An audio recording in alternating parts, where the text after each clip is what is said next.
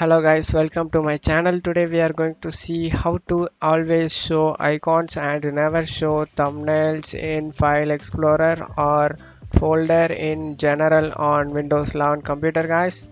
Let's jump straight into it. Go to search menu and type File Explorer option EXPLOREROPTION. Open it, File Explorer options. Go to view tab over here, click on it, and always show icons, never thumbnails. Click on enable box over here and apply and OK.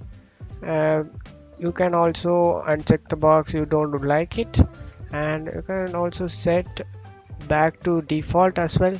Click on restore default. That will be restored back to their original settings back to again.